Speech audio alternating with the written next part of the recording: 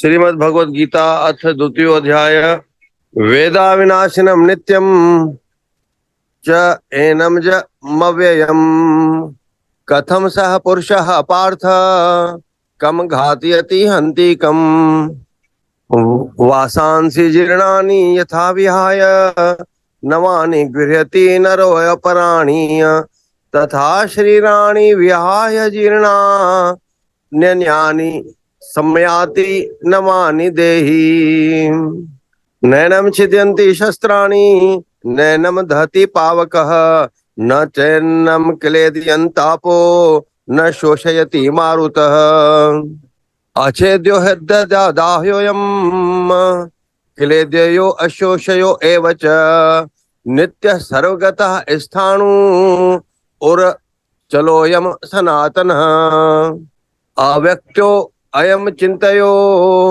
अयम विकार्यो अमुच्यते तस्माद् देवं विदित्वैनं नानुशोचति महर्षि नानुशोचितुं महर्षि अथ चैनं नित्यजातं नित्यं वा मन्यसे मृतं तथापि त्वं महाबाहो नैनं शोचतु महर्षि जातस्य हि ध्रुवो मृत्यु ध्रुवम जन्म मृतस्य च तस्माद् परिहार्य अर्थेन त्वं शोचितु महर्षि अव्यक्त्यादीनि भूतानि व्यक्त मध्यानि भारत अव्यक्त निधानानि न्येव तत्र का परिदेवना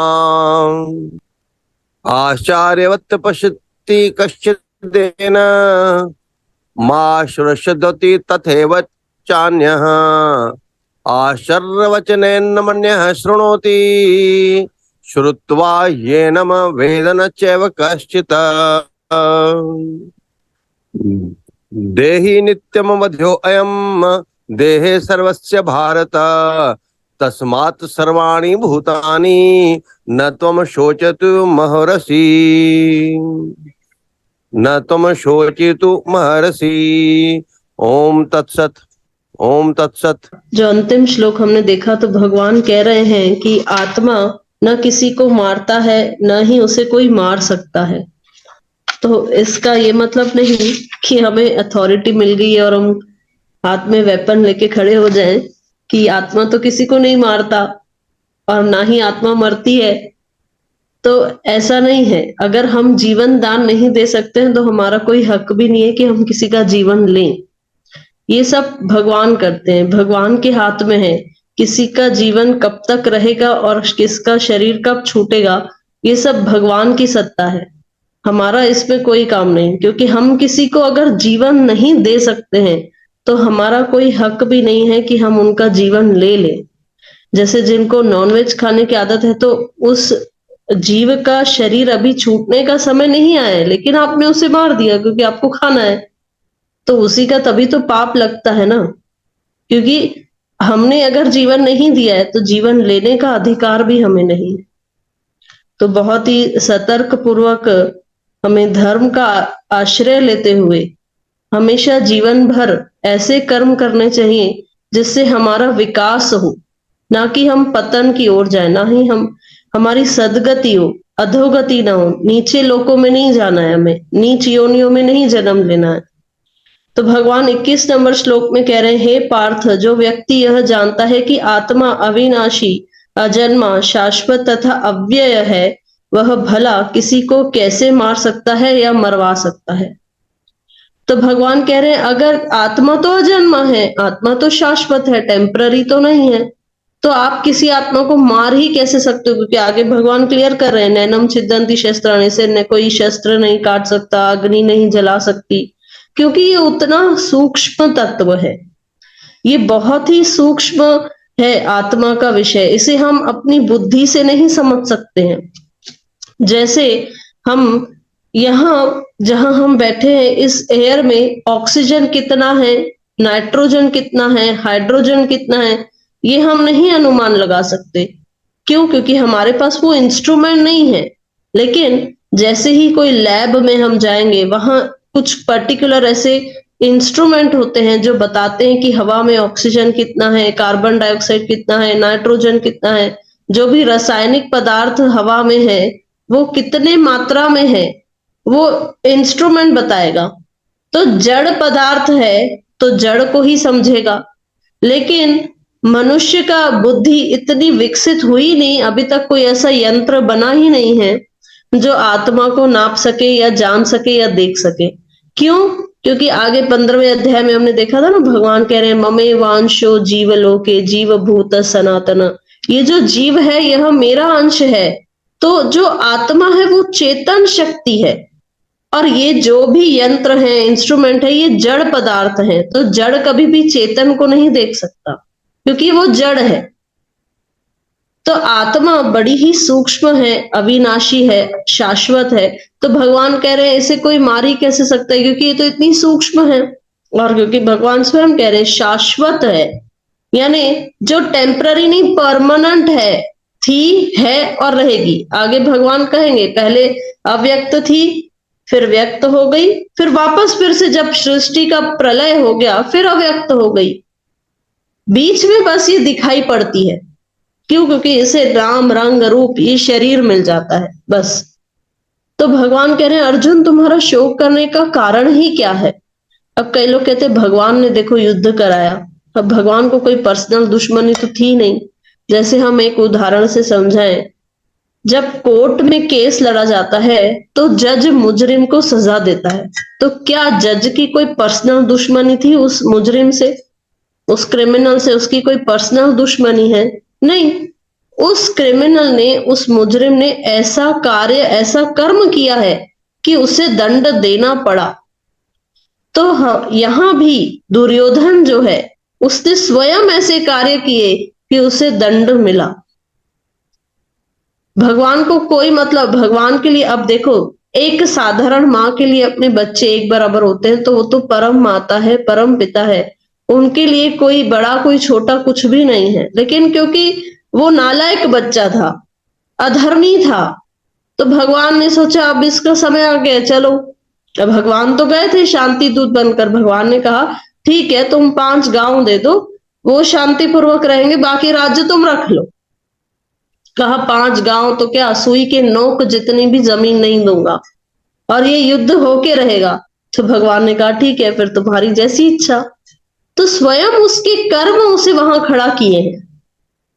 जो भी कौरवों के साथ हुआ वो उनके कर्म के कारण हुआ। हमारी जो भी गति होगी वो हमारे कर्मों के कारण होगी।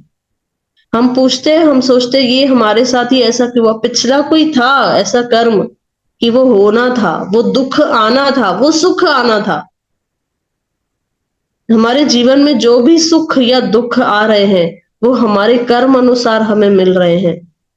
तभी तो वो भजन आता है ना कि एक झोली में फूल भरे हैं, एक झोली में कांटे, अरे कोई कारण होगा। तो वो कारण पीछे बैठा है हमारे कर्म, जो हम पिछले इस जन्म में, तो मान लो कई लोग, हमने तो कभी ये नहीं किया, हमने तो कभी गलत कार्य नहीं किए, हम तो बड़ी सावधानी से चलते हैं, धर्म पूर्वक चलते हैं। अरे वो तो इस जन्म की बात है ना, पिछले जन्म में क्या किया वो हमें थोड़ा ना पता है।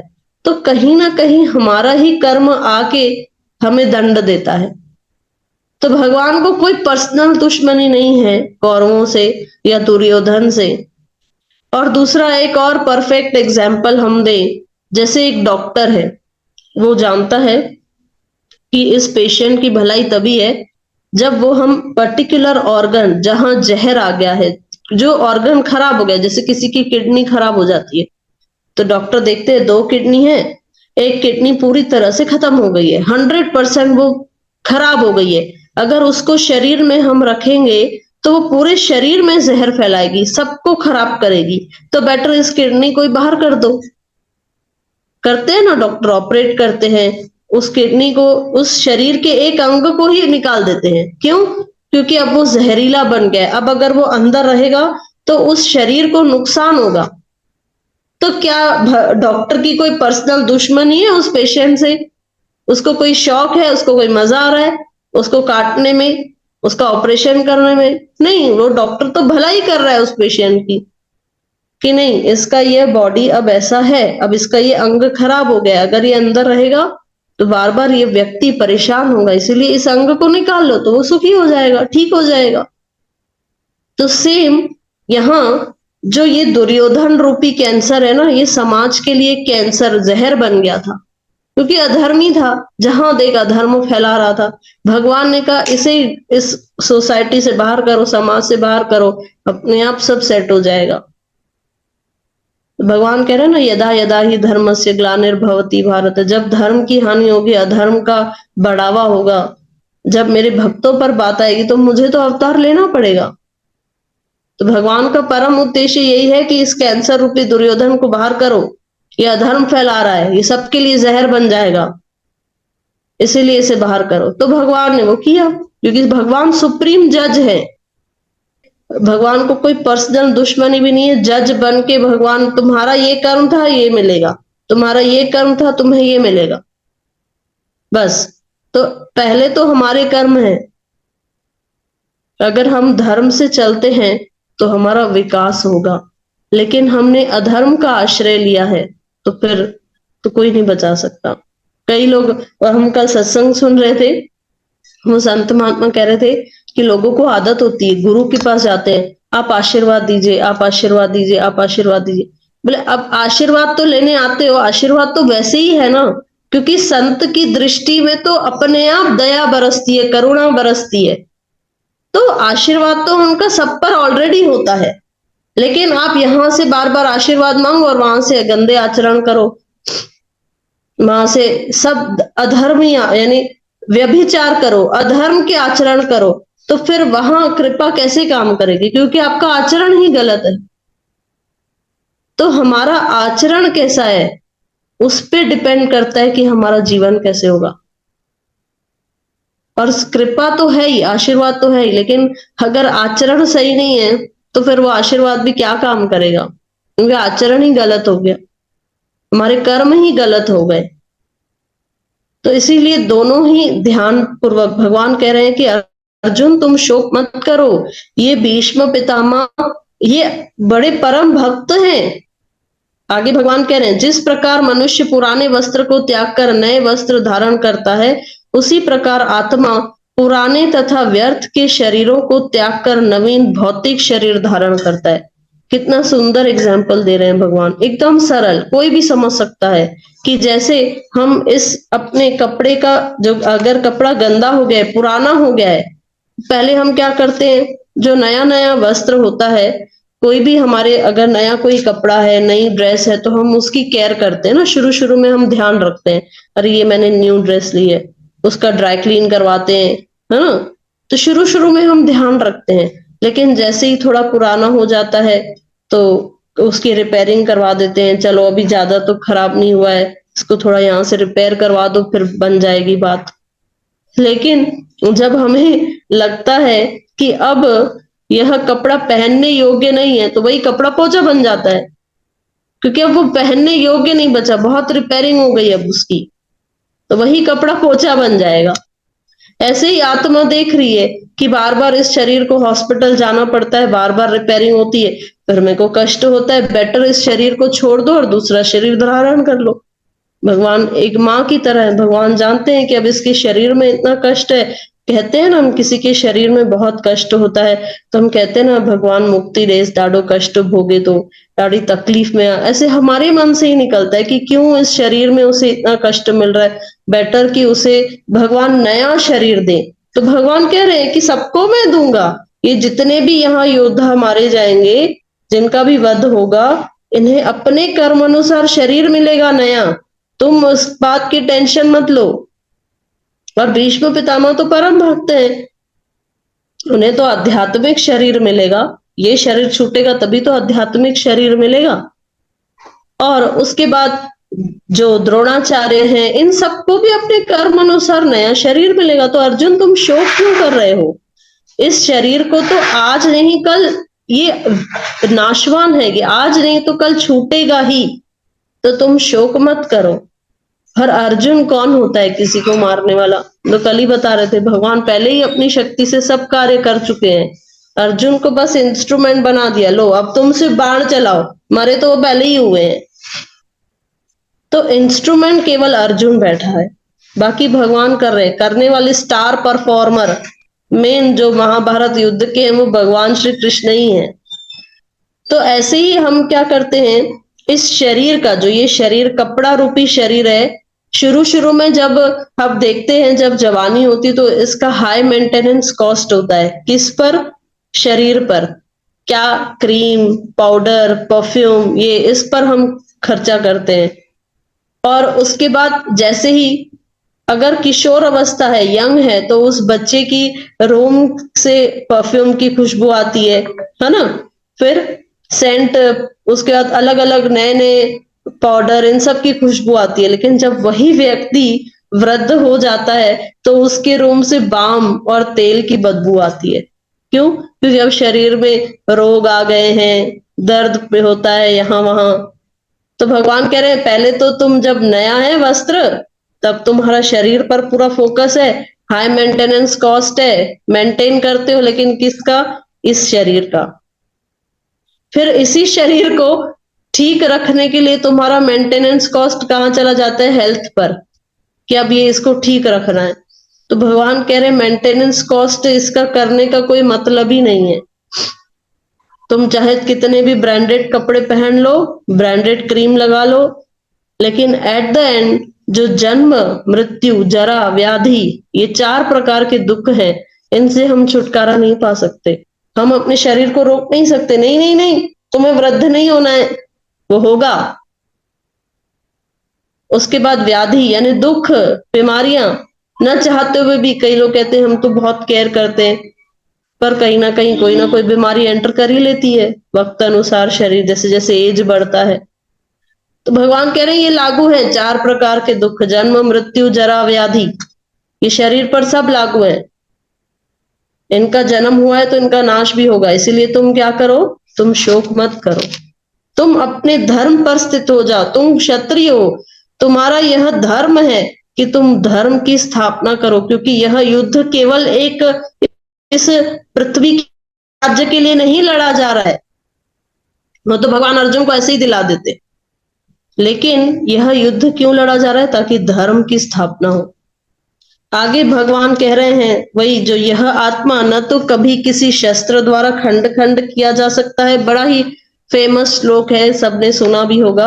नैनम छिदन्ति शस्त्राणि नैनम दहति पावकः न चैनम क्लेद्यहन्तापो न शोष्यति मारुत। यानी इसे न शस्त्र द्वारा खंडन किया जा सकता है, न अग्नि द्वारा जलाया जा सकता है, न जल द्वारा भिगोया जा सकता है, न वायु द्वारा सुखाया जा सकता है, क्योंकि ये इतना सूक्ष्म तत्व है। आगे भगवान फिर कह रहे हैं यह आत्मा अखंडित तथा अघुलनशील है, इसे किसी में घोल नहीं सकते हम। जैसे न, फिर वापस सेम रिपीट कर रहे हैं, इसे ना तो जलाया जा सकता है, न ही सुखाया जा सकता है। फिर भगवान हमें याद दिला रहे शाश्वत है, सर्वव्यापी है, अविकारी है, स्थिर है, सदैव रहने वाला है, एक सा रहने वाला है।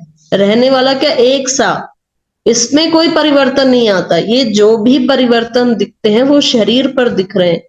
अब देखो इसको कैसे समझेंगे।